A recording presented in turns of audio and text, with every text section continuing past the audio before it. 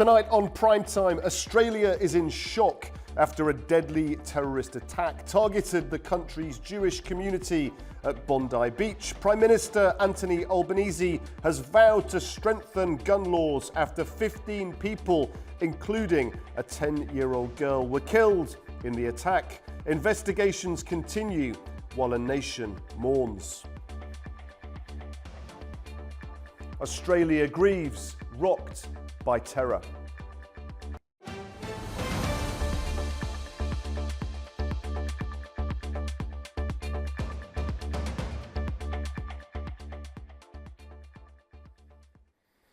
Good evening. Australia is in shock tonight after a deadly shooting during a Hanukkah event at Bondi Beach. Police say they are treating the attack as terrorism. Authorities allege a father and son carried out the assault using legally obtained firearms.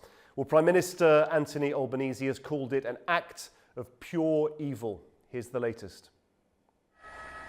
Two alleged gunmen who killed 15 people at a Jewish celebration at Sydney's Bondi Beach were a father and son. That's according to the police on Monday, as Australia began mourning victims of its worst gun violence in almost 30 years. The father, a 50-year-old, was killed at the scene, taking the number of dead to 16. His 24-year-old son was in a critical condition in hospital. The father and son were identified as Sajid Akram and Naveed Akram, respectively, by state broadcaster ABC and other local media outlets. What's really important is to say that we do have a 24-year-old male in hospital at the moment. Based on his medical condition, it is likely that that person may face criminal charges. I'm very mindful of not prejudicing any prosecution of that person if they're put before the court. Authorities have labelled the incident a terrorist attack targeting Jewish Australians. Hundreds of people had gathered to mark the first day of Hanukkah when gunmen opened fire. Authorities say the father had held a firearms licence since 2015 and owned 6 licensed weapons. The revelation comes after police raided the suspects' homes. A bomb disposal unit was also deployed to the site, examining several suspected improvised explosive devices. 40 people are still in hospital, including 2 police officers who are in a serious but stable condition. Some residents say it's the worst thing they have ever witnessed. We thought it was fireworks at the start, and then next second we see people lying on the floor, saw a kid get shot. It was probably the worst feeling I've ever seen. Ran back up to the shore, making sure everyone was alright. Went up to North Bondi, saw that unfold, everyone was running, everyone was recording. We went back down, and then unfortunately I saw a couple of dead bodies, and it was the worst feeling. Words couldn't describe it. World leaders have condemned the attack, including US President Donald Trump. Likewise in Australia, as you know, that was a terrible attack, and that was an anti-Semitic attack, obviously. And I just want to pay my respects to everybody. Israeli Prime Minister Benjamin Netanyahu says the attack was encouraged by Australia's push for a Palestinian state, which he argues fuels anti-Semitism in the country. On August 17th, about 4 months ago, I sent Prime Minister Albanese of Australia a letter in which I gave him warning that the Australian government's policy was promoting and encouraging anti-Semitism in Australia.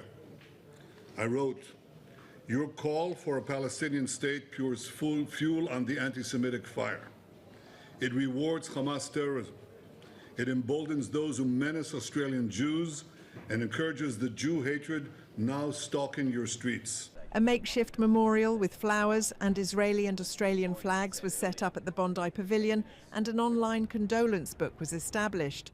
Police and private Jewish security guards were positioned around as mourners paid respects and laid flowers. Australia's Jewish diaspora is relatively small but deeply embedded in the wider community, with around 150,000 people identifying as Jewish in a country of 27 million. Meanwhile, the international community has reacted to yesterday's attack in Bondi Beach. World leaders have offered condolences after 15 people were killed when gunmen opened fire during a Hanukkah celebration at Australia's Bondi Beach on Sunday. US President Donald Trump paid his respects to those affected and described the incident as an anti-Semitic attack. Likewise, in Australia, as you know, that was a terrible attack, and that was an anti-Semitic attack, obviously. And I just want to pay my respects to everybody. Israeli Prime Minister Benjamin Netanyahu criticises Australia's push for a Palestinian state, which he argues fuels anti-Semitism in the country. On August 17th, about 4 months ago, I sent Prime Minister Albanese of Australia a letter in which I gave him warning that the Australian government's policy was promoting and encouraging anti-Semitism in Australia. I wrote, "Your call for a Palestinian state pours fuel on the anti-Semitic fire. It rewards Hamas terrorism. It emboldens those who menace Australian Jews and encourages the Jew hatred now stalking your streets." Other leaders, including UK Prime Minister Keir Starmer and French President Emmanuel Macron, took to social media to denounce the attack and express solidarity with the Australian people. European Commission President Ursula von der Leyen also sent her heartfelt condolences, saying she was shocked by the tragic incident. United Nations Secretary-General Antonio Guterres said he was horrified by what he described as a heinous, deadly attack on Jewish families, as he offered his condolences. Meanwhile, Australian Prime Minister Anthony Albanese praised the courage of ordinary Australians who he said put themselves in danger to keep others safe during the incident. For all Australians, our first thoughts are with those in the terrible early hours of their grief. We are also thinking of everyone being treated for their injuries, and many of whom are alive right now because of the courage and quick action of the New South Wales Police and the first responders who rushed to their aid, as well as the courage of everyday Australians who, without hesitating, put themselves in danger in order to keep their fellow Australians safe. Authorities say far more people would have been killed were it not for a bystander, identified by local media as fruit shop owner Ahmed Al-Ahmed, who was filmed charging a gunman from behind, grappling with him and wresting a rifle from his hands. Following the incident, Albanese have convened an emergency meeting of the National Security Committee. Well, my guest tonight to discuss this further is the political analyst Nuno Wanon Martins, who's joining us from Brussels in Belgium. Nuno, thank you very much for joining us on the show. I just want to start off by talking semantics slightly with you, if that's okay. There has been some discussion about this label of terrorism. When an attack is labelled terrorism, almost immediately, how does that then shape the public's understanding before any sort of legal process has begun? First and foremost, thank you so much for inviting me to discuss this issue that happened, unfortunately, yesterday. Look, the major consideration when you label an attack like this as terrorist is regarding to the law. And I believe that in Australia it shouldn't be different. You have different considerations, you have different investigation. But to be honest with you, I do not think that according to the public, that just, of course, if you label terrorism, it's a little bit different that you just labeled as a crime, individual crime, or a hate crime even, because it shows that there was a capacity of organization, there was a will, there was an intention. Nobody can do this just because you wake up in the morning, you get some guns and you go and shoot people. You need to know that there was an event going on that specific place. You know, you need to know that there was an event prepared to be there on that specific place. And this shows that you have a capacity of organization which is not limited to the people who committed this crime, and which is not limited to the fact that it's only something completely random. You can see this pattern in other attacks in Europe, for instance, in 2015 with the Bataclan, where they attacked a theater and they attacked at the same time a Jewish supermarket. But to be honest with you, I think that the 2008 Mumbai attacks, also perpetuated by Pakistani terrorists on one hand, and secondly, attacking the same group that was attacked yesterday, which was organizing yesterday the first evening of the Hanukkah celebrations, the same group, the Chabad Lubavitch in Mumbai, were attacked, which shows, in my view, that this specific group is being targeted and monitored by these terrorists. And therefore, the application of this specific labeling of terrorism is extremely important, in my view. And, you know, we've seen a huge outpouring on social media, shock, grief, condolences, but also some despondency from people. Do you think, to some degree, this brings home a terrifying truth almost, that in 2026 we can achieve near miracles in science, in technology, but governments, even of countries with vast wealth and resources, are still powerless to keep children and families completely safe? Well, first and foremost, that shouldn't be, to be honest with you, in 2025, beginning of 2026, that someone celebrating freedom of religion, freedom of expression, something which is extremely positive, which is claiming for gathering people from different religions, even different backgrounds, even with no religion at all, that you should have police defending and guarding these events. And to me, this is exactly the problem. I think the problem is that the governments, especially the Western governments, are not understanding or are not willing to understand the problem. And the problem is exactly to understand what is going on. First, I have a certain practice and I have a certain experience in combating anti-Semitism with authorities. And I can assure you that we are still discussing and arguing today the same things that we were discussing 15 years ago. Do you this think is not only about... No, sorry to cut across Yes. you there, but I think this is a really important point. Do you think that leaders are disconnected from members of the public? Do you think that there's almost a sort of a malaise which has developed among the political class, where that they think that appointing a task force, writing a nice set of documents, maybe, you know, setting up some meetings to have a good look at a law, that they in their minds think that is the same as taking real action? Absolutely. First and foremost, they are responding as if they were in the 1980s, as I always say. We have a total different public, we have a total different ground. Secondly, they are refusing to analyze what is going on, who is responsible. I am not saying that the responsibility lies on the Muslim community. I am saying that the responsibility lies on a fringe of people who claim themselves to be Muslims, and I'm not going to discuss if they are Muslims or not. They claim themselves to be Muslims. They are Islamists. They don't want other people to live unless they live under certain conditions, on one hand.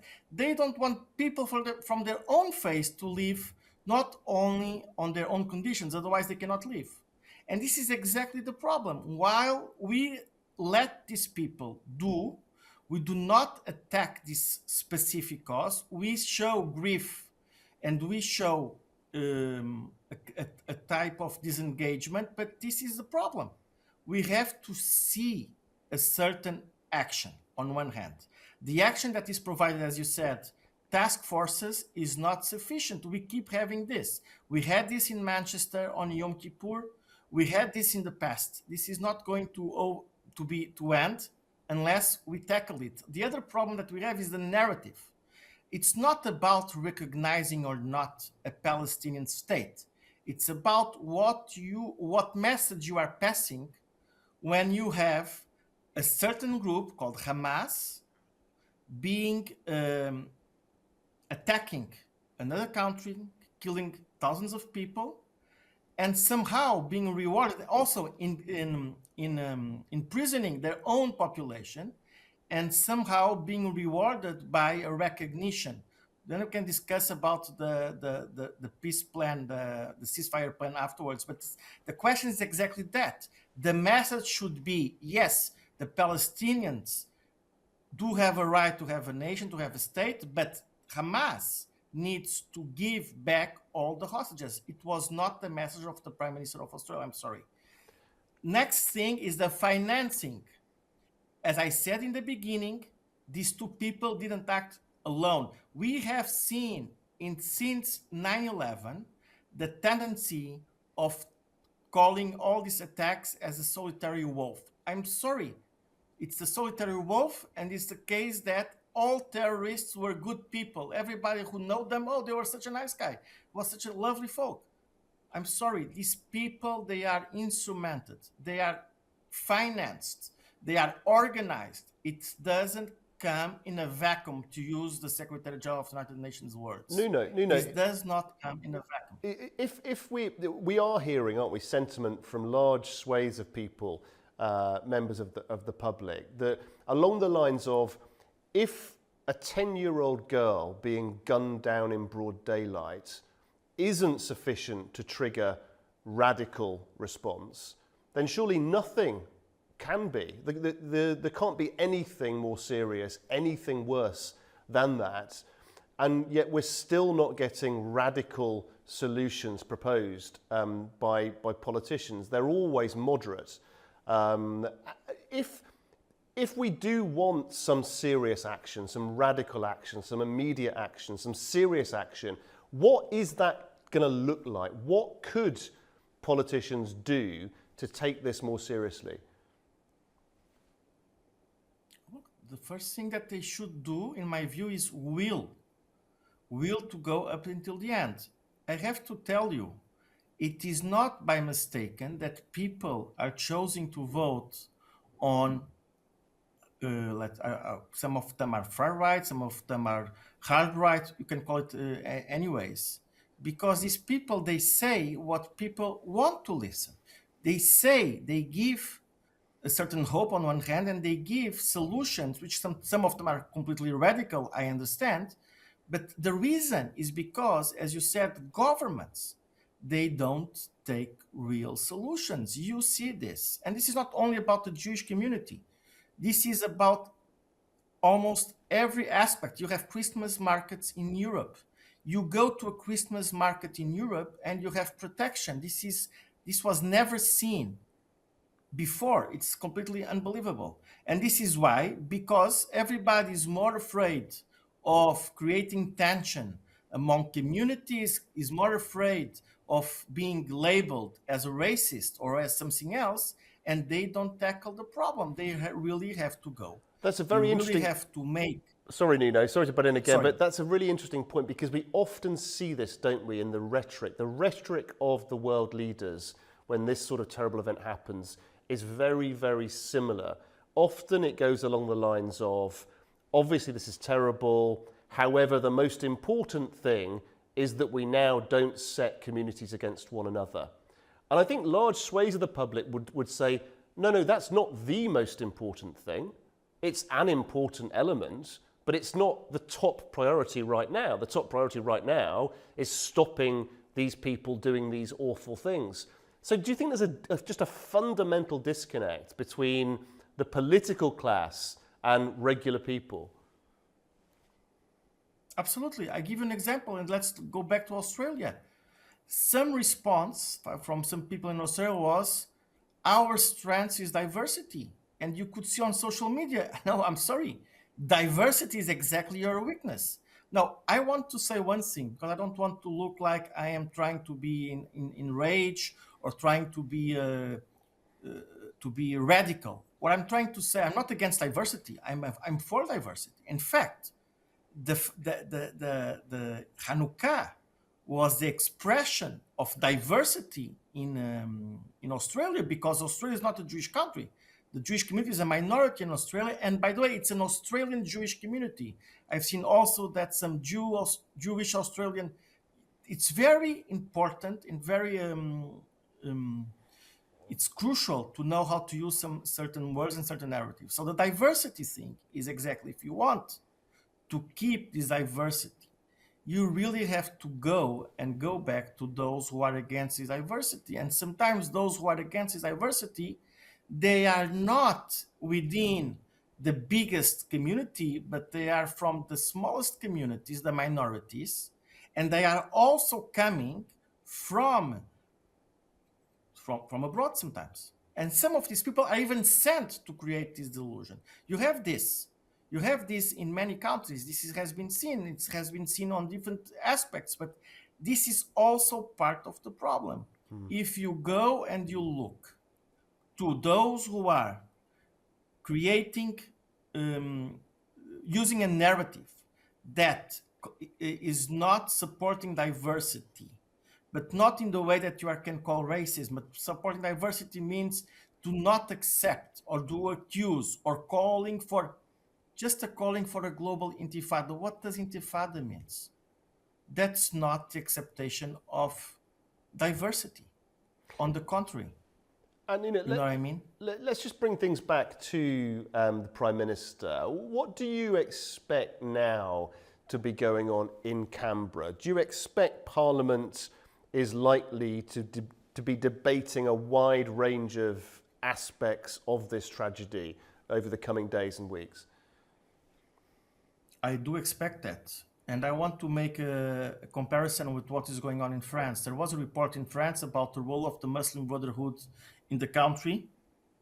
And this role, I'm not sure if how strong the Muslim Brotherhood is in Australia, but I'm pretty sure that, as I said before, this specific action didn't happen in a vacuum. Therefore, the government must really, in my view, apply all the potentiality to understand the real reasons, the people who are operating.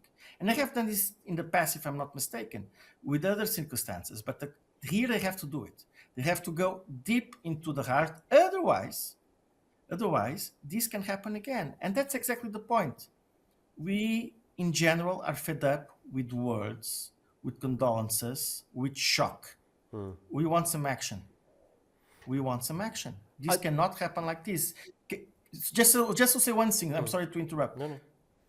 Could you see how easy it was for these two guys to go and to start shooting people out of the blue? It's astonishing. Why? I mean, how confident are you, that governments worldwide, not just in Australia, will now take a look at their approach? That the sort of the vanilla PR statements on social media, the sort of protracted meetings and documents and all this sort of world of the theoretical, the sort of conference type approach, that they will start to change their approach and start to become a bit less afraid about engaging with the real details, having nuanced conversations with the public. Have you got any hope at all that that is likely to change in the coming months and years ahead? I don't think so, because I think because of the political drift and the division among ideologies. You have a case in Europe, which is the Danish case, where you have a socialist government and a socialist prime minister who has engaged in doing some policies which are considered to be conservative or far right. And she got a certain pressure from her own political family in order to stop it. And she's not that popular in her own political family. So the question is exactly that. We need whatever is the answer. I'm sure that you don't have all the answers, you don't have all the solutions, but you have to implement something which can bring results on the first place, and secondly, which can give the people in this country to live and to understand that they are safely living in the country. And the only way to give this trust to the population is that if you start acknowledging and checking what is the real problem. You cannot just wait decades to start addressing an issue which is not new. This is not new. We are in 2026, as we said in the beginning of the program. This has come in France, for instance, on anti-Semitism since 2006, even before you had cases, but with this growing tendency, it started in 2006 with the rape and kidnapping of a young Jewish boy called Ilan Halimi.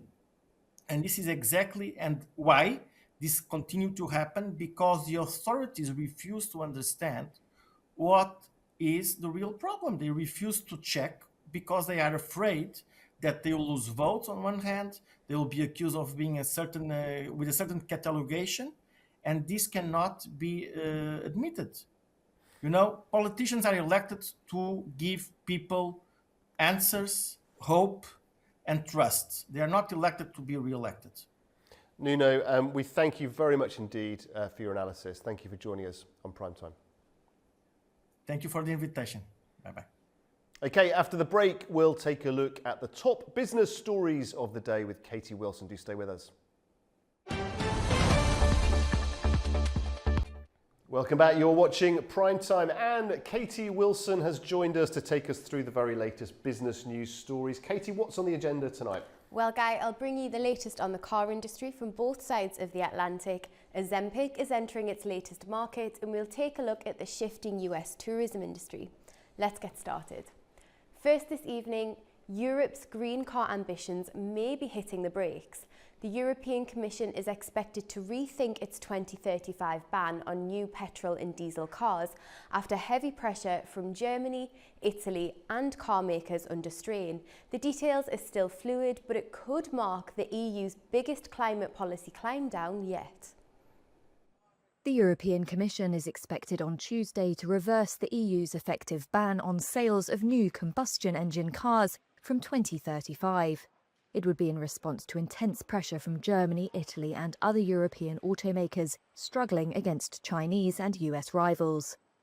Official and industry sources say the details are still being hashed out by EU officials ahead of its unveiling, but could see the effective ban pushed back by 5 years or softened indefinitely. The 2023 law requires all new cars and vans sold in the 27-nation bloc from 2035 to be CO2 emission-free.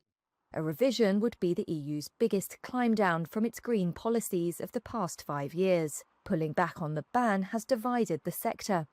Traditional automakers like Volkswagen and Fiat owner Stellantis have pushed hard for targets to be eased amid fierce competition from lower-cost Chinese rivals. The EV sector, however, sees it as yielding more ground to China in the electrification shift. The 2023 law was designed to accelerate a transition from combustion engines to batteries or fuel cells.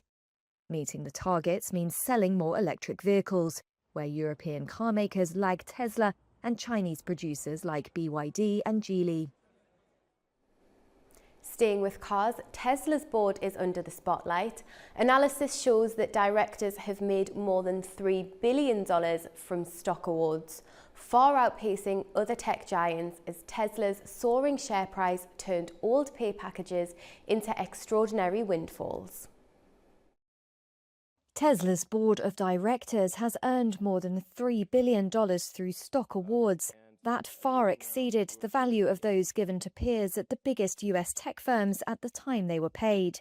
That's according to an analysis performed for Reuters by compensation and governance specialist Equilar. It found CEO Elon Musk's brother Kimball has earned nearly $1 billion since 2004, based on the appreciated value of stock options held or liquidated. And director Ira Ehrenpreis has collected $869 million since 2007. Board chair Robin Denholm has made $650 million since 2014. Directors reaped such windfalls even though they haven't awarded themselves new stock grants in 5 years. The board agreed to suspend director compensation starting in 2021 to settle a shareholder lawsuit alleging excessive board member pay. But between 2018 and 2020, the average Tesla director received a total of about $12 million in cash and stock compensation.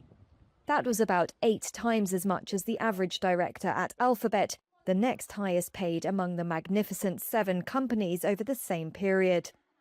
The value of those original awards skyrocketed along with Tesla's share price in subsequent years. The analysis shows Tesla is the only company among that cohort where the size of directors' original stock awards played such an outsized role in the vast wealth they've earned from their part-time jobs. To Wall Street now, which ended last week on a sour note. Stock slid as investors rotated out of big tech with fresh jitters over whether the AI boom is paying off. Warnings from Broadcom and Oracle rattled confidence, while rising Treasury yields added pressure, pushing the major indexes firmly into the red. Wall Street's major indexes closed lower on Friday, with the Dow losing 0.5%, the S&P 500 shedding 1%, and the tech-heavy Nasdaq plunging 1.7%. Shares of Broadcom tumbled after the chipmaker warned of slimmer future margins, causing renewed concerns about the profitability of surging AI investments. This was after a nearly 11% sell-off in Oracle on Thursday, following the cloud software company's weak financial forecast.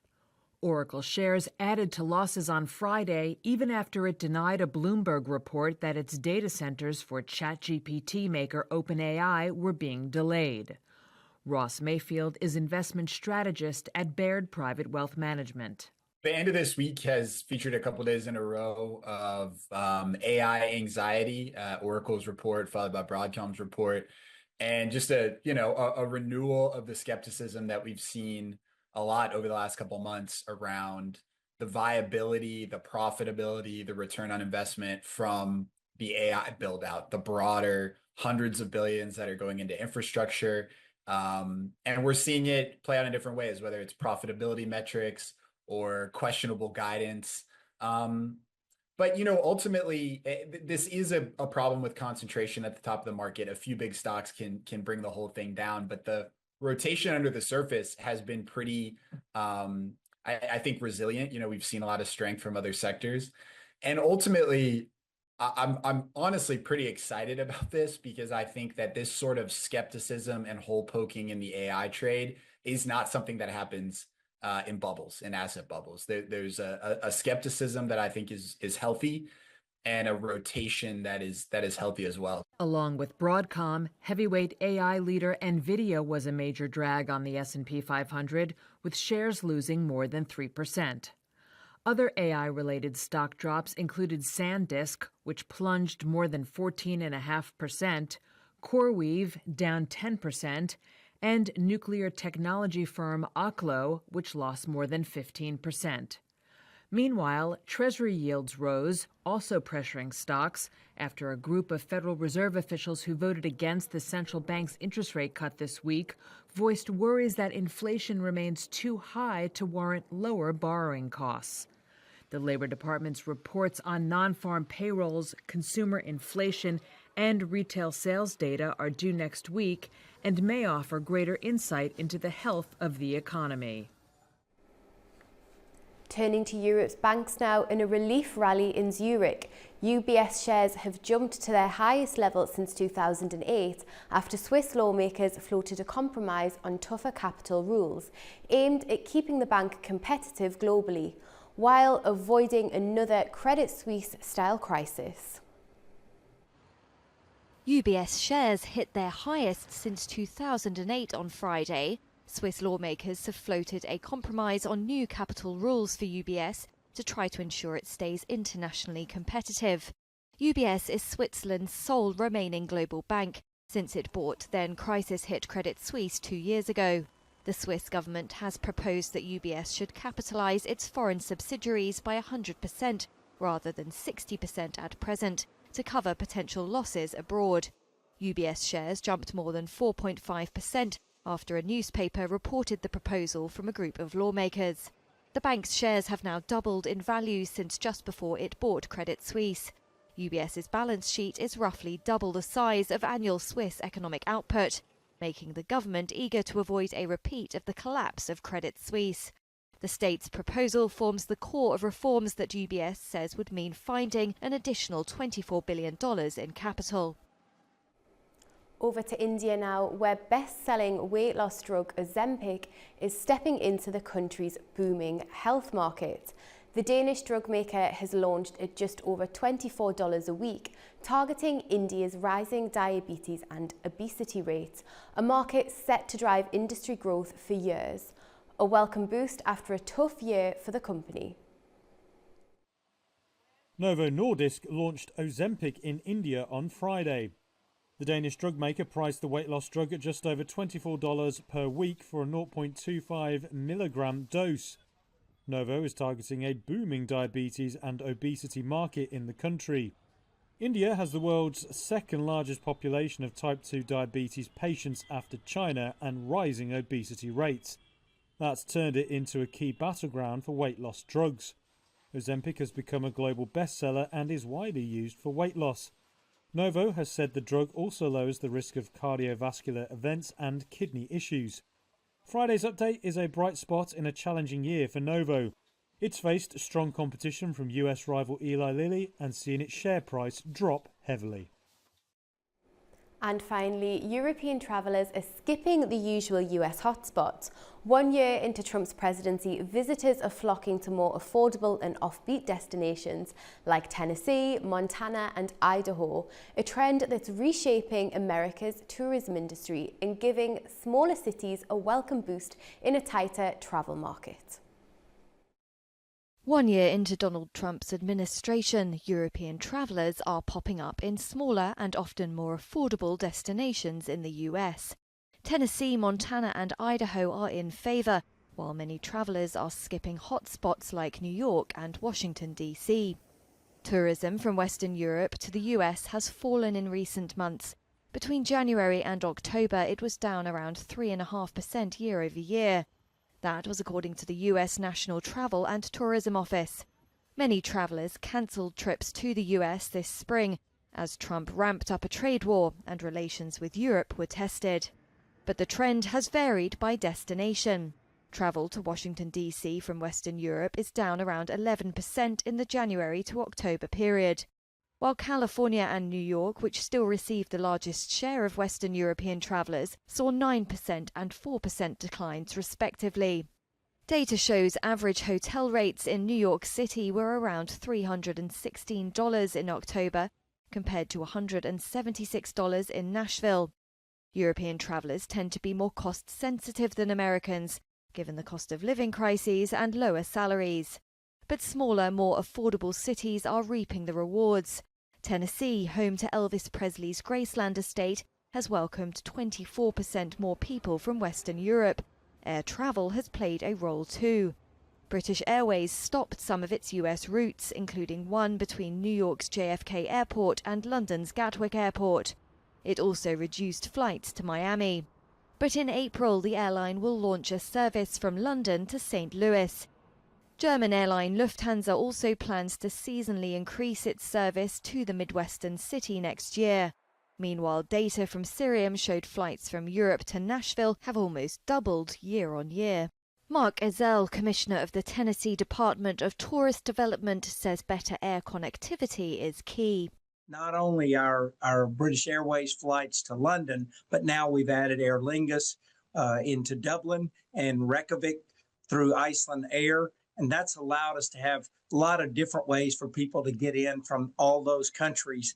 Iceland Air is a great one because they connect to about 30 different places further into Europe that allow people to get here quickly and conveniently. There's a lot at stake for the industry. According to the firm Tourism Economics, about 12 million Western Europeans visit the US every year and contribute an estimated $39 billion to the economy. That's your business news roundup for the day. Back to you, Guy. Any US destinations on your bucket list? Okay, I was just thinking, I've been to Vegas a few times, mostly to do with work, so I've never really gone out and explored, and I'd love to go out and explore and go to the Hoover Dam and see it for myself. What about you? I think Alaska's on my bucket list. I'd love to do the whale watching there. Yeah, that sounds amazing. Katie, great topic as always. Thank you very much indeed. Okay, after the break, we'll take a look at talks in Berlin, where Ukrainian and US officials are continuing closed-door discussions on proposals to end the war, with no public statements so far. Do stay with us. Welcome back to Primetime. Talks between Ukrainian and US officials on proposals to end the war in Ukraine were concluded today in Berlin. That follows more than 5 hours of closed-door discussions at a hotel on Sunday. Neither side has commented publicly. Here's what we know so far. Significant progress has been made during talks in Berlin to stop the war in Ukraine, according to US envoy Steve Witkoff. The meeting with American and Ukrainian officials, including Ukrainian President Volodymyr Zelensky and German Chancellor Friedrich Merz, included detailed discussions on a 20-point peace plan and economic issues. Zelensky said Kyiv was ready to consider a compromise on its long-standing ambition to join NATO. He acknowledged that some Western partners don't currently support the path of NATO membership. He said Kyiv could accept security guarantees similar to the Security Alliance's Article 5, backed by the US, European partners and other allies, which could help prevent a future Russian invasion. Neither the Ukrainian nor the US side issued formal statements after Sunday's 5-hour closed-door discussions to end the war with Russia at a central hotel in Berlin. Russia has so far offered no public reaction. The talks are seen as one of the most serious diplomatic efforts since Russia's 2022 invasion, with further discussions expected on Monday. Ukraine's leader says the country is willing to give up aspirations of joining NATO in exchange for Western security guarantees. William Denislow reports now from Brussels. Following Sunday's talks between Ukrainian and US representatives in the German capital, Steve Witkoff, the US envoy, said lots of progress had been made. It's now understood that this Monday the Ukrainian side will be deliberating, discussing revisions to the ongoing works on finding a peace plan deemed acceptable both to Kyiv as well as to Moscow. We've heard from Ukraine's President Volodymyr Zelensky saying that he is prepared to give up aspirations of joining the NATO military alliance in exchange for deep security guarantees from Western allies. What those are, well, that very much remains to be seen, and that will certainly form part of the basis of conversations when more European leaders arrive in Berlin a little later on Monday to join those discussions in Berlin.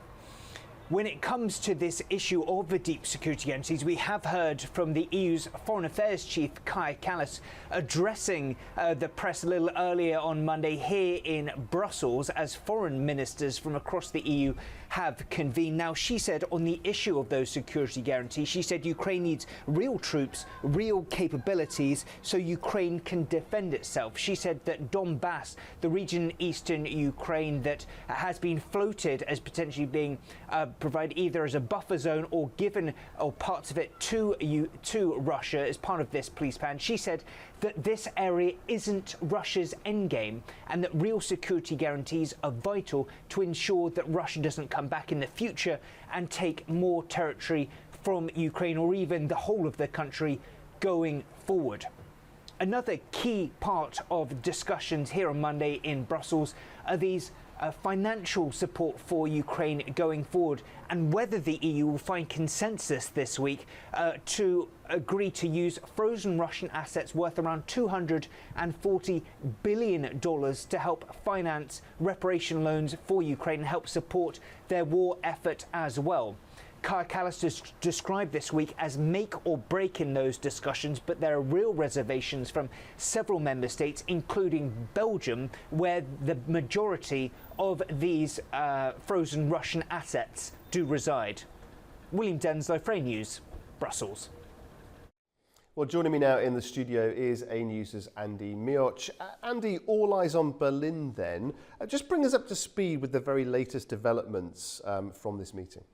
You are very right. All eyes are on the German capital, and in just the last 20 to 30 minutes, we've had a flurry of new information coming in. So let's just start with the latest. Ukraine's Volodymyr Zelensky delivered an address at the German-Ukrainian Business Forum, where he met Chancellor Friedrich Merz, and he said that following the 2 days of talks with the US side, that the talks were not easy but were very productive.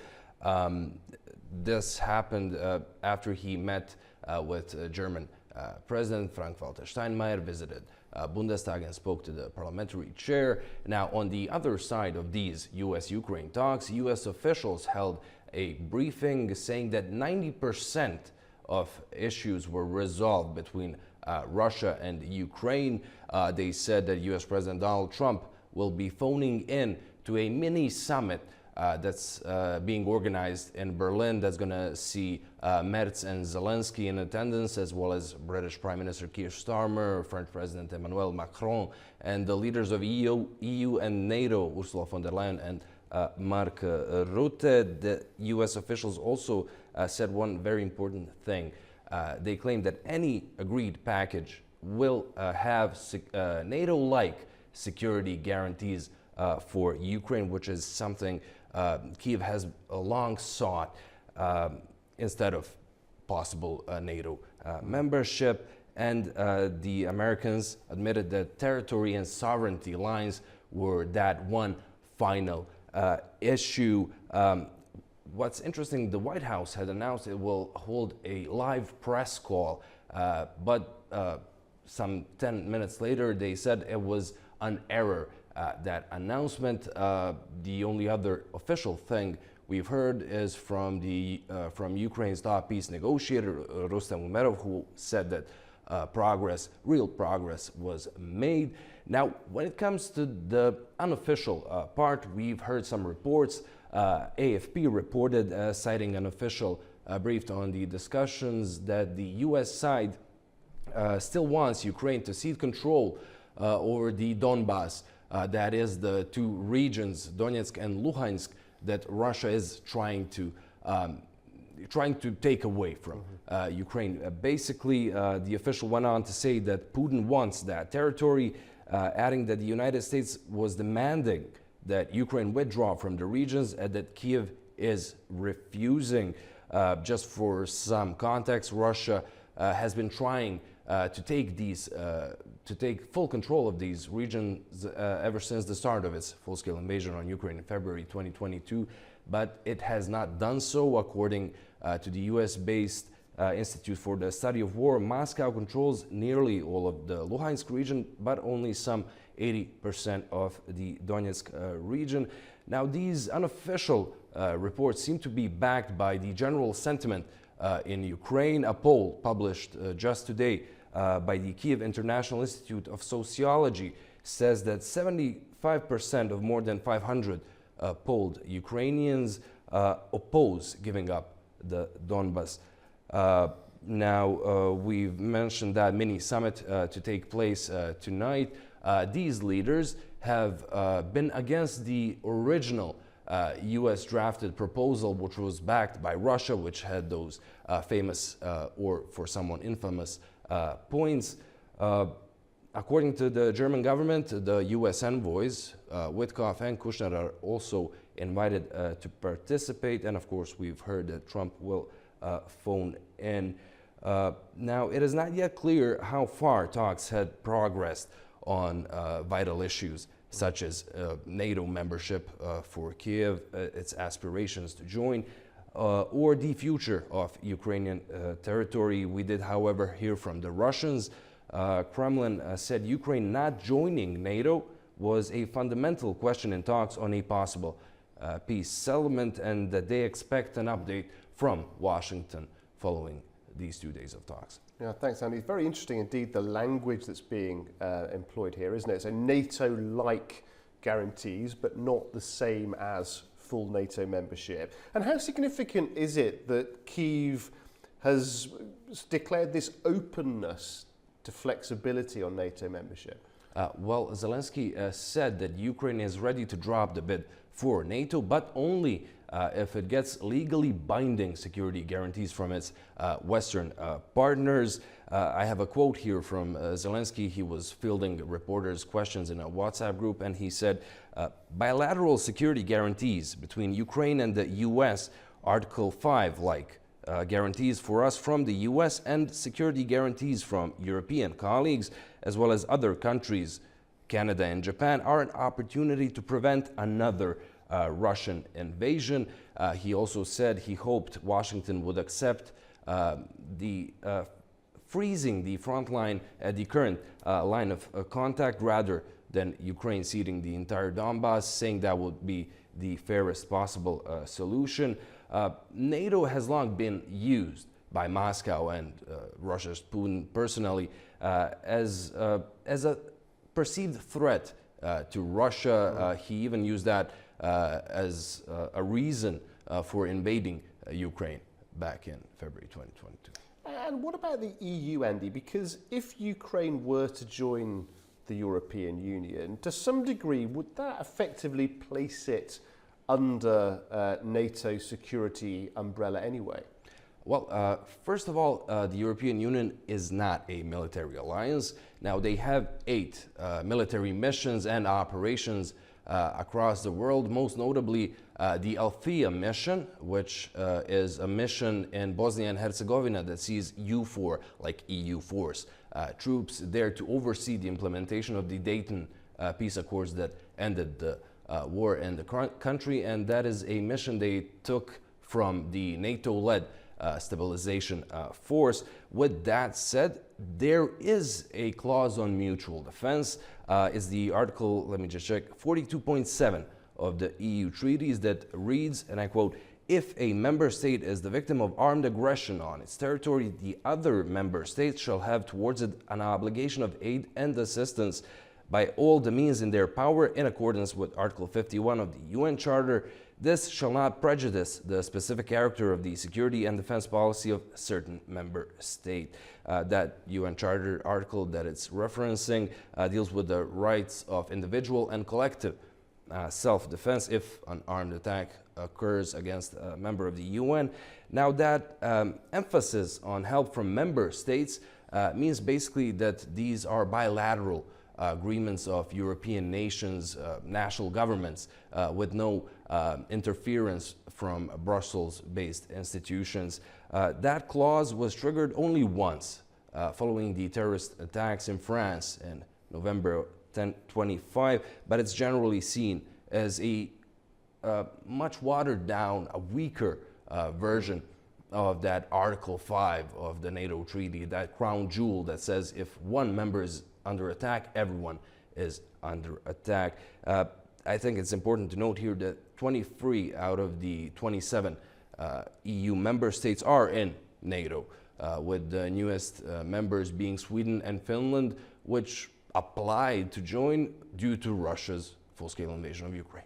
Yeah, it's very interesting the extent to which President Zelensky might see that as an effective proxy for NATO membership. But we've had a lot of discussions today then. We've got this mini conference this evening. What then happens next in the coming days?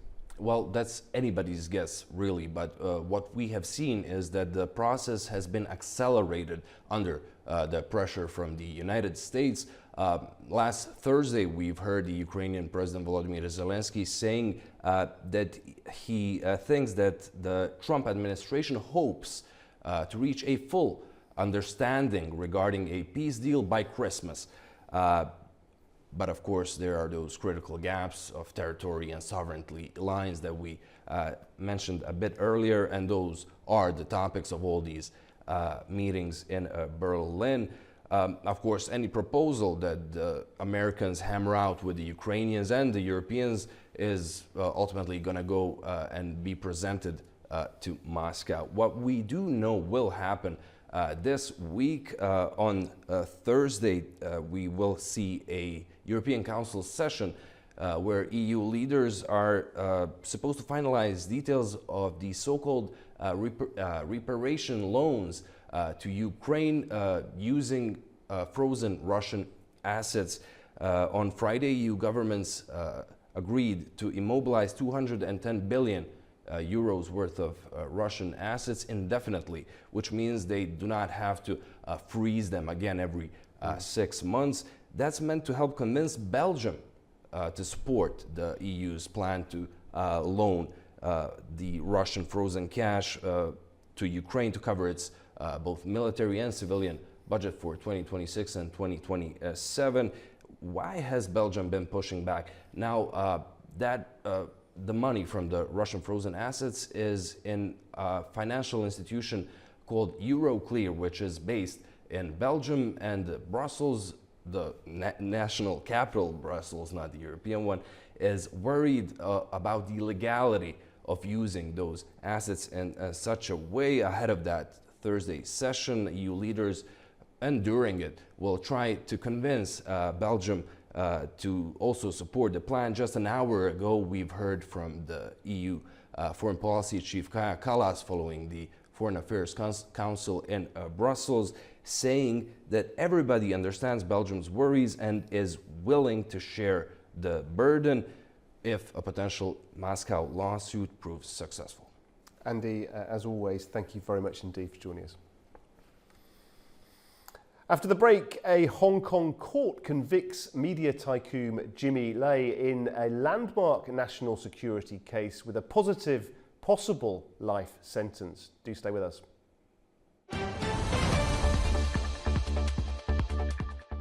Welcome back to Primetime. A court in Hong Kong has found media tycoon Jimmy Lai guilty of conspiring to collude with foreign forces in the most high-profile case yet under China's national security law. Judges also convicted him of conspiring to publish seditious material, a verdict that could see him jailed for life. Laura Westbrook reports now from outside the court. Jimmy Lai is the most prominent pro-democracy figure arrested in 2020 under the national security law imposed by Beijing in the wake of anti-government demonstrations the year before. Jimmy Lai founded the now shuttered Apple Daily newspaper and was a vocal critic of Beijing and Hong Kong authorities. One of the three national security judges, Esther To, said there was no doubt in the judges' minds that Lai had never wavered in his intention to destabilize China and continued to call for sanctions against China and Hong Kong even after the national security law took effect in 2020. Reading from the 855-page verdict, the judge said there was no doubt Lai harbored hatred and resentment towards China and called his testimony in court at times contradictory, inconsistent, and unreliable. When Lai testified in November, he denied all charges against him and denied using his foreign contacts to influence foreign policy on Hong Kong. He was found guilty of 2 charges of conspiracy to collude with foreign forces and a 3rd charge of conspiracy to publish seditious content in his role as founder of the Apple Daily newspaper, which was forced to shut down in 2021. Listening to the verdict, Jimmy Lai sat impassively with his arms folded and later waved to his family and supporters as he was escorted out of the glass dock. The city's leader, Zhong Li, welcomes the verdict, saying that Jimmy Lai had long used Apple Daily to create social conflict and incite hatred against China and Hong Kong. But it's been condemned by rights groups, with Amnesty International saying it shows how the city's national security laws were designed to silence its people. This high-profile trial has drawn international attention and began in December 2023, lasting for more than 150 days. Jimmy Lai has been in jail since December 2020. The 78-year-old faces up to life in prison for the collusion charges. Mitigation hearings for sentencing will commence in the middle of January, with sentencing to follow. Laura Westbrook for A News in Hong Kong. Well, exiled Hong Kong activists say the guilty verdict against the media tycoon Jimmy Lai lays bare what they describe as the harsh reality facing the city's pro-democracy movement. Speaking from London, campaigner Carmen Lau argues the case goes far beyond one individual, reflecting a wider crackdown under the national security law. To me, the verdict comes as no surprise. It has been, the trial has been very, very long. And but what we could see from the courts, the outcomes of the national security law trial is pretty much predetermined. And Jimmy Lai has always been one of the targets of under the national security law. So Jimmy Lai is actually, one of the prominent target of the national security law.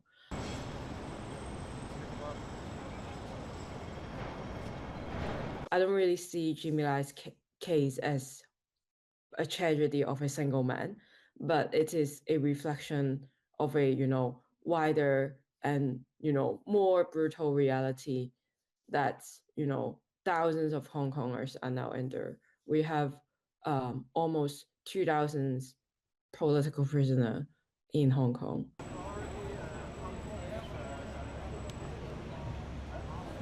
I also wish that, governments could act assertively in holding the perpetrators accountable, including the national security judges, including, the policy makers and, government officials in Hong Kong who are contributing to the crackdowns of the rule of law and freedom in Hong Kong.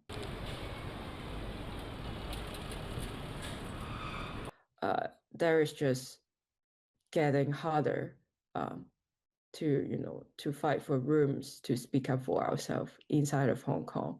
But I do have hope, and I do have hope that we could still fight for a more democratic Hong Kong.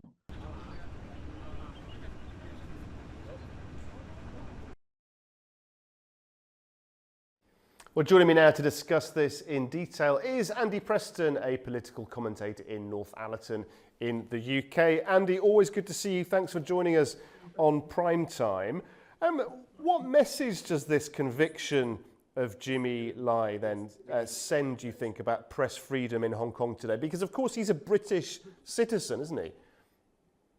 He is a British citizen, Guy, and that's why it's particularly troubling here, not just the British history in Hong Kong. Of course, Hong Kong was handed over to Chinese control in 1997 under an agreement, I think, that was drafted in 1984.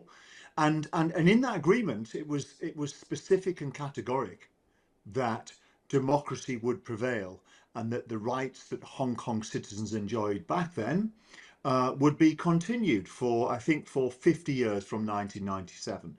And China is showing here that it really doesn't care, that it will continue to do as it wants. It's torn up the agreement and it's treating its citizens, the citizens of Hong Kong, as though they were citizens of mainland China.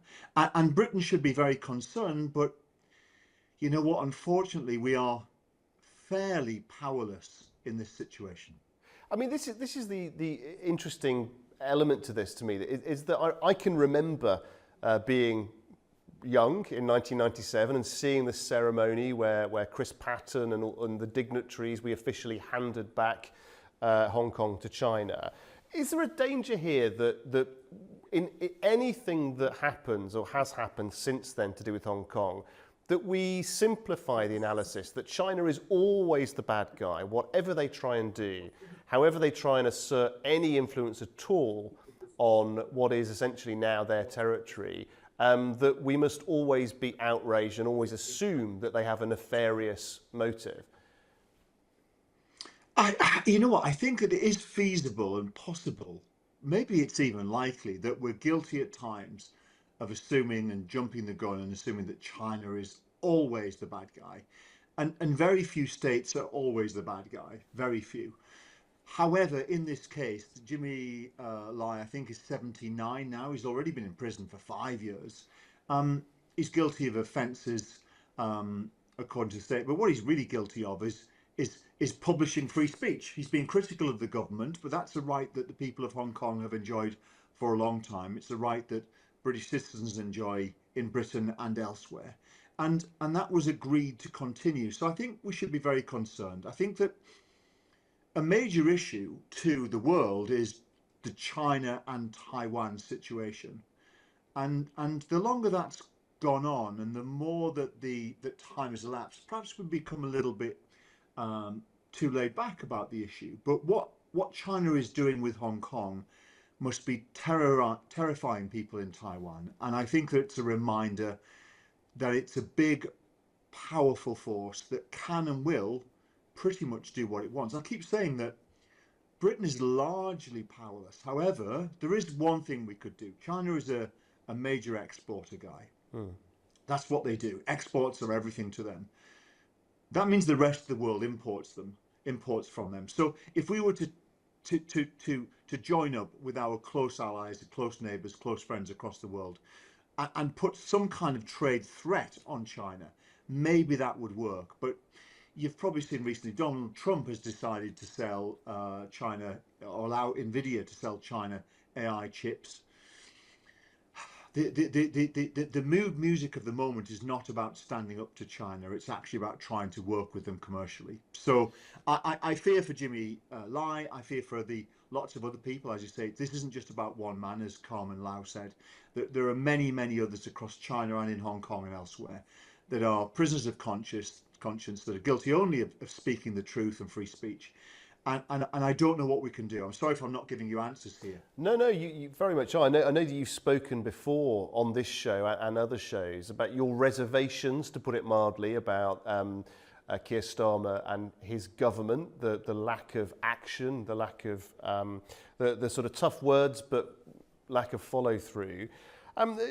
What do you expect to happen? Is it more of the same? Is it more tough rhetoric, but really nothing, no action in reality? And also, what should a UK government do when one of its citizens faces a life sentence in this type of scenario? So I think that Keir Starmer is due to be in China in the coming weeks, I believe, or certainly within the coming few months. And obviously that's all about trade. There will be, I'm sure, tokenistic, very sensitively worded statements about free speech, about democracy and about values. But I think the main thrust of that is going to be about trade. I think when you're not in power, when you're in opposition, you can shout and scream and say, I would be tough and I would cut off trade routes and I would stop this happening and that happening. When you're in power and you need that trade to preserve jobs, economic growth, and therefore the funding of hospitals, schools and other things, it's much more difficult. So I don't expect Keir Starmer to do anything in this case, really. Always, whenever there is a British citizen held inappropriately or unfairly anywhere in the world, there's a huge amount of diplomatic lobbying and political lobbying behind the scenes, some bit public, but the vast majority is private. It usually bears some fruit. Usually what you find is that the government that imprisons someone will usually detain them for a period that makes them look tough, and then when it's appropriate they will release them. However, in China's case, I'm no expert, but Xi Jinping and that administration, they are tough. They are tough guys. Donald Trump is not a tough guy. These are tough guys, and they don't back down, and they don't usually show any willingness to cooperate unless there's something major in it for them. So I'm afraid I wouldn't be able to imagine that Jimmy Lai is released anytime soon. And as you say, trade remains incredibly important to China. And in terms of trying to get any leverage at all on these tough guys, as you described them, how seriously does the second biggest economy in the world take the 6th, 7th or 8th biggest, a country where everybody knows there is a prime minister with a very weak mandate who's very likely not to be there for a huge amount of time longer, whose GDP projections are 1.3, 1.4, 1.5, much lower than many other countries. The UK doesn't really have a lot of leverage, does it? No, I mean, look, we're not a minnow, but we are literally a fraction of China's size. and we are literally just a small part of a big global economy in which they operate. We're big enough that they will absolutely want to keep us on good terms if possible. We're big enough that they want to maintain existing business and grow it, and we're big enough that it'll be polite and very respectful. I expect a full, strong reception from the Chinese government. But do I think they will back down if we make any threats on our own? Absolutely not. Not in a million years. But as I say, if Britain joined with European counterparts and the US and other strong allies like Japan, Australia, there perhaps could be something there. But to be truthful, and I'm sorry if this seems dismissive, to many people, this will just seem about Jimmy Lai, and it isn't worth spoiling diplomatic and trade relationships over one imprisonment. I know it sounds very harsh, but I think that's the way that governments and our allies will look at it. Andy, how much leverage, how much room is there for the UK, whether it's overtly or behind the scenes, to play a role in shaping the next sort of 20 years of this sort of gradual handover? You spoke earlier about 50 years worth of guarantees of things like press freedoms. We're sort of 30 years into that now. We're well into the second half.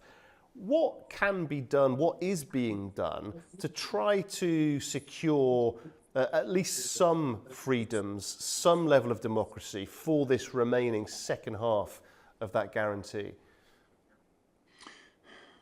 China is a big, powerful state that's run by a highly effective, supremely confident and very strong man, a really genuinely tough guy. But do they want people around the world of all backgrounds, but especially people of Chinese heritage, who may be in touch with people in Hong Kong, in mainland China or other places? They would rather have those people saying good things than bad things. So while we don't have a lot of power and there are no realistic threats that we could make that would scare them, they do want, if possible, to maintain or try and achieve good publicity by word of mouth across the world. So if we keep talking about this, if we find a way of respectfully raising this non-stop and respectfully getting other people to talk about it, China will, behind the scenes, and they would never admit it, feel a degree of pressure. They know that many of their citizens within the country and those who've left do hear of what's going on around the world and what other countries are saying. And they have their own propaganda machine in China, of course they do, but they still don't want to have to try and counteract that and run the risk of dissent rising. So they would rather have people saying nice things. So the leverage we have, the short answer to that, the leverage we have is that if we can sensitively, intelligently, but consistently keep raising this issue and getting others to raise it too, China may gradually soften their stance. And finally, Andy, just more widely, including the Jimmy Lai issue, but sort of more widely as well, what do you think? Do you feel comfortable, confident in the current UK government's strategy towards China? And do you think perhaps that it might be time for a rethink? I think the strategy is about right. Obviously, the huge super embassy is very controversial. I know that parties in opposition, parties that aren't in power, are all against it, and the party in power is largely for it. And I think if positions switched, you'd see the current government against it, and all those in opposition currently would be for it. I think that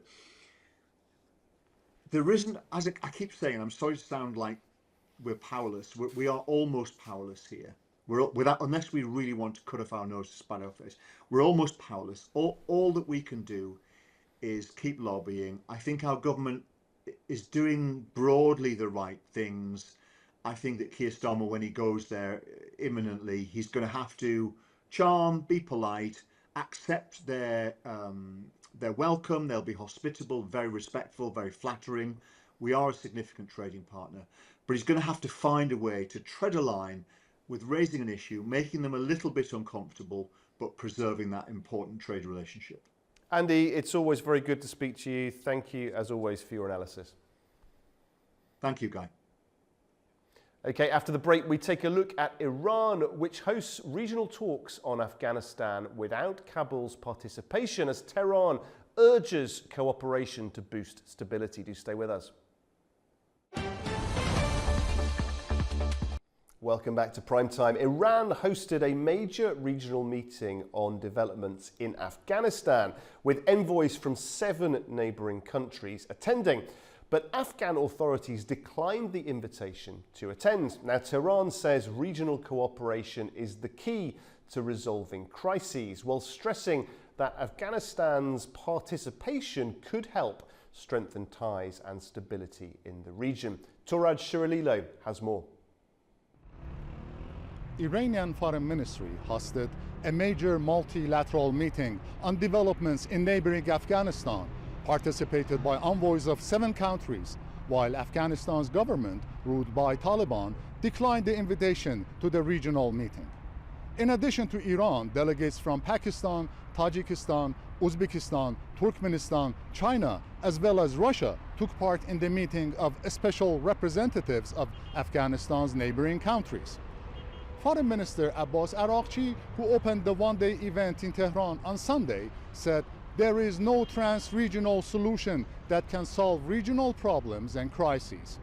He added that, based on experience, neighbors can be the most natural and reliable solution, which is why Iran has always emphasized the centrality of neighbors in every initiative related to Afghanistan. Meantime, Foreign Ministry spokesman Ismail Baghai told a weekly press conference that Iran respects Kabul's decision not to participate in the Tehran meeting, while all relevant countries, including Afghanistan, were invited.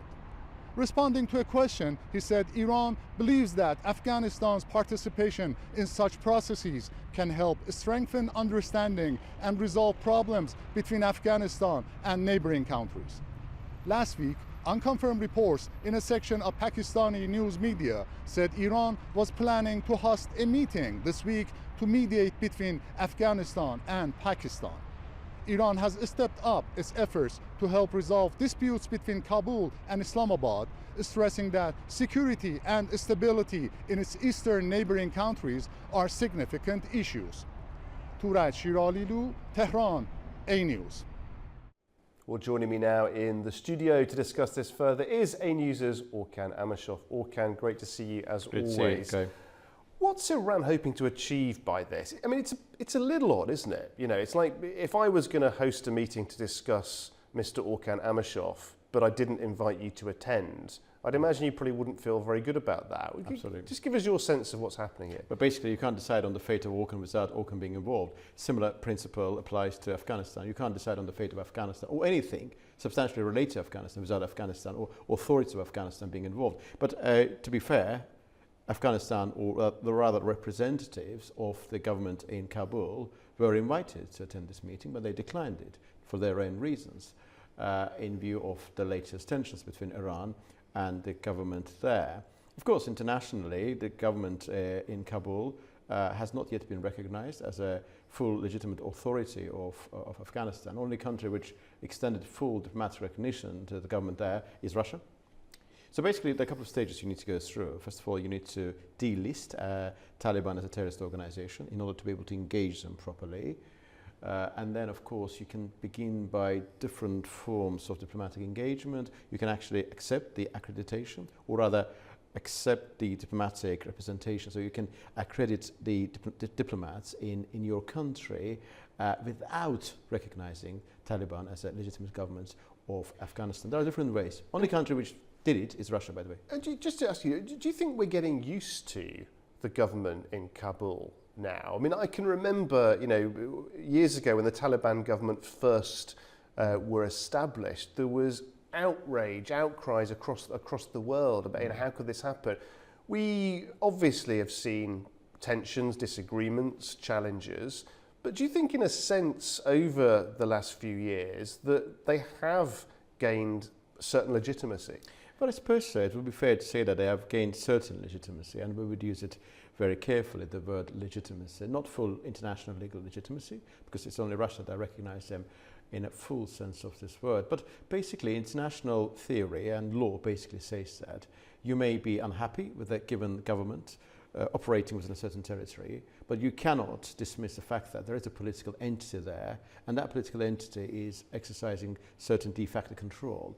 If you do not recognize them, not recognizing would be perfectly understandable, but not engaging with them would be unwise, because basically, unless there is a binding determination by the UN Security Council that that entity should not be dealt with, there is a good reason to engage with that particular entity for a number of reasons, including the fact that there is a reality you need to deal with. First of all, the people are living there, human beings. They need some help. So if you don't deal with that administration, how are you going to help those people there? And then there are some other vital connectivity related matters which would involve cooperating with them. So basically, in many countries, including the regional actors, including Iran, by the way, they did not recognize the Taliban administration because that would have been too hasty. But measured engagement has been the preferred option of many, many countries. For example, the countries in the western part of the world, in the West, France, UK, they believe that it would be very unwise to recognize them at any point, because Taliban, a very peculiar political identity, to put it mildly. They have to prove themselves worthy of Afghan people, they have to improve their human records and so forth. But other countries in the region are dealing with the reality.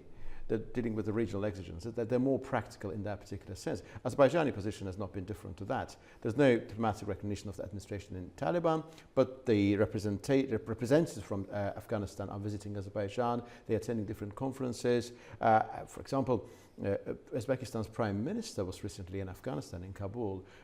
Same applies to Kazakhstan, other Central Asian countries. So engaging in a measured way without recognizing at this stage has been the preferred option of the regional actors, and Iran also is party to this wider scheme.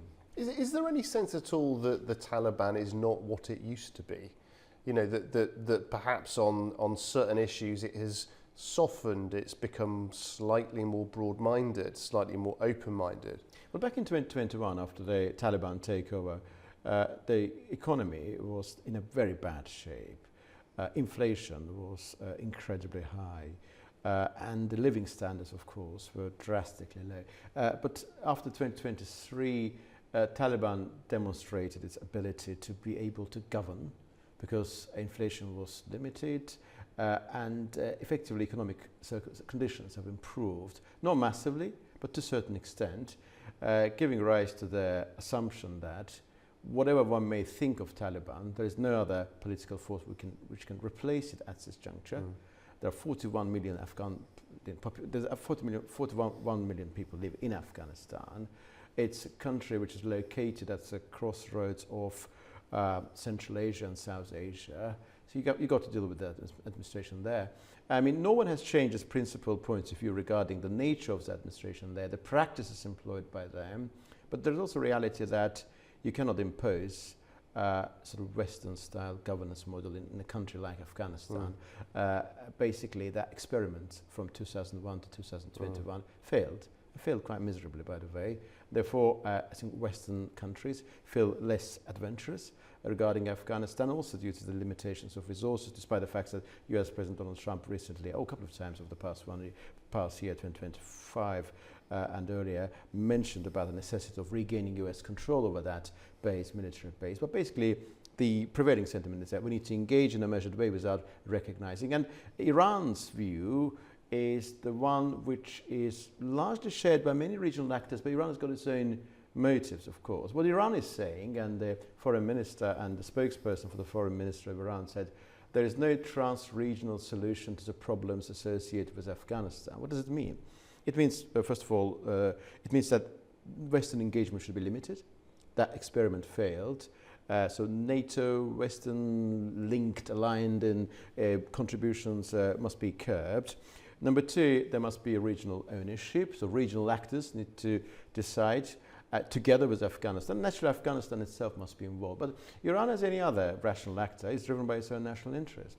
And what do you think, Orkan, what do you think that the Iranians think about the Afghanistan not being present at the meeting? Do you think that they I mean, what is their interpretation of the impact of their absence? It's absolutely central question to the current debate. It goes back to the initial statement that you made, and I effectively reflect on it, that can you decide on the destiny and fate of this country without involving it?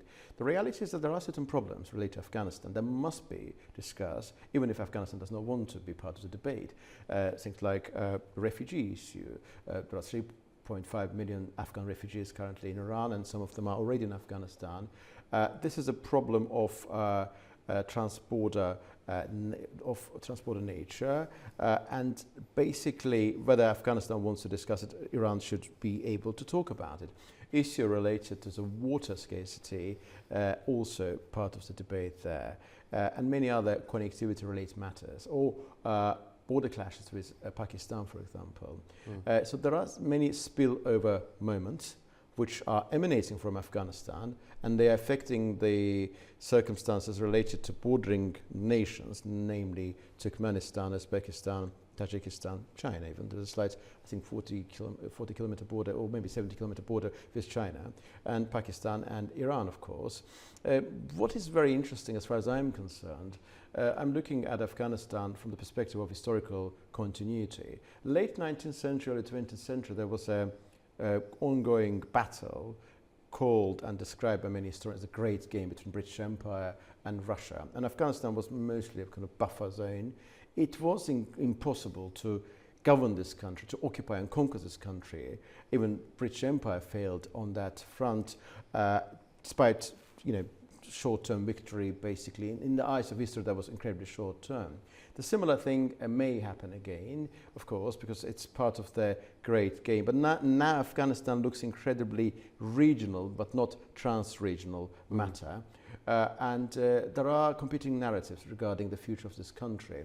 Iran, of course, is a vital neighbor, not because of all of those problems that I mentioned earlier regarding the water issue, because there is a treaty signed between Afghanistan and Iran back in 1973, and upstream dams are controlled by Afghanistan, and Iran is always claiming that they have a determined fixed allowance, water allowance, which Afghanistan is not letting them have. This is one part of the story. Of course, refugees is another compartment, but there's also vital connectivity related matter, because Afghanistan's direct access to the ocean is not present because it's a landlocked country, and it's heavily reliant on Pakistan.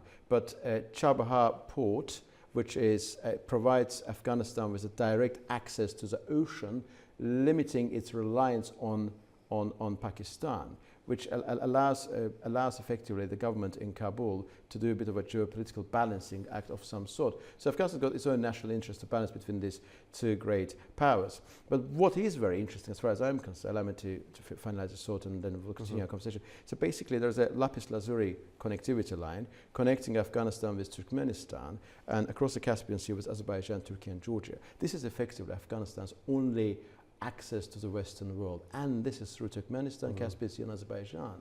And Iran, of course, naturally is not interested in that access. Iran wants Afghanistan to be reliant on it. So there is also connectivity narrative and the battle within that scope happening at this very juncture. And just building on that, Orkan, just talk us through the other countries involved. And if you can, I know there's a lot of complexity there, but broadly speaking, where are the areas of alignment on the issue of Afghanistan, and where are the possible areas of serious conflict, of disagreement? I think in the context of regional ownership, to which I referred earlier, there is quite a conspicuous degree of alliance between all the neighboring countries. By neighboring countries, I mean Uzbekistan, Tajikistan, Turkmenistan, Pakistan, Iran, and China, of course, and including, by the way, Russia, which is not a neighboring country, but important neighbor, and other Central Asian countries, including Kazakhstan, and even, I would say, United Arab Emirates, which already has developed some degree of diplomatic engagement with the administration in Kabul. So they agree on the regional ownership. They agree on the assumption that Western-led projects failed miserably. But when each single country, each single actor involved claims that they support regional ownership, they've got their own approach to what regional ownership should be or might mean. Iran naturally wants Afghanistan to be heavily reliant on Iran. It wants to contribute to the solution of the border clashes between Pakistan and Afghanistan, primarily because he wants to increase his diplomatic clout, not because he's probably genuinely interested in the actual solution of this problem. Therefore, in the context of Afghanistan, we see alignment of some sort of embryonic nature, some contours of which are more or less palpable, between Turkmenistan, Azerbaijan. Azerbaijan is not a neighboring country, but Azerbaijan provides effectively is a linkage within the wider access of Afghanistan to the Western world. In terms of connectivity competition, East-West and North-South competition is also palpable in the case of Afghanistan, with Iran basically and India, which is not a neighboring country but involved in the wider process, supporting North-South corridor, whereas Pakistan, Uzbekistan and Turkmenistan more inclined towards East-West corridor connectivity. So these are basic areas of alignment. It's a fascinating country. We talk about a country with population of which is around 41, 42 million, and territory equals that of France, about 600,000 square kilometers. Natural resources are present there, but the country is underdeveloped. It's one of the least developed countries around the world, lacks international legitimacy. Anybody who wants to deal with Afghanistan is being incredibly careful. The government is incredibly peculiar. They are driven by their own understanding of the world. But one thing about them which makes them more workable, or rather to look more plausible from the perspective of other neighboring countries, is that they do not seem to be much interested in the export of their own ideology to neighboring countries. Although some of those in Pakistan may disagree with it, because we know that there is a Taliban branch in Pakistan, and some of the border clashes involving these two countries were also instigated by their presence, Taliban's presence in Pakistan. So it's an incredibly complex picture, and your question about alignment, they do exist, but they are always shifting. Today's ally is tomorrow's foe. And what about Iran, finally, Orkan? What is, asking you to do an impossible thing, but to get inside the minds of the diplomats, the strategists in Tehran. What does Iran want from Afghanistan over the next few years? What is the overarching strategy? Iran wants a degree of stability along its border with Afghanistan. It wants to send back all the refugees, all of them practically. This is a major contentious point between these two countries. Afghanistan, the administration, they are saying that, yeah, of course, all of those people of Afghan descent, refugees, they should be back in Afghanistan, but all in good time. You cannot send all of them now because we don't have those resources. And it looks like Iran is doubling down its efforts to ensure they are received as soon as humanly possible. It wants a solution to the issue emanating from the 1973 treaty, which is effectively about that particular river which I mentioned earlier. The upstream dams are located in Afghanistan, and Iran believes that Afghanistan is using that as a leverage against Iran. They want solution to that problem, and they also want to make sure in any connectivity project, Iranian understanding of how Afghanistan should be brought back from the cold is to dominate. Iran's basically, the first two elements are perfectly rational and understandable. Iran acts as a reasonable actor. But when it comes to the third element, Iran is acting as a nation with a vested interest. And some of the interests pursued by them may not necessarily be in line with national interests of Afghanistan. Very interesting indeed. Orkan, always a delight to speak to you. Thank you very much. Pleasure's mine. Thank you. Okay, after the break, we check in with our correspondents all around the world for the very latest developments from their regions. Do stay with us.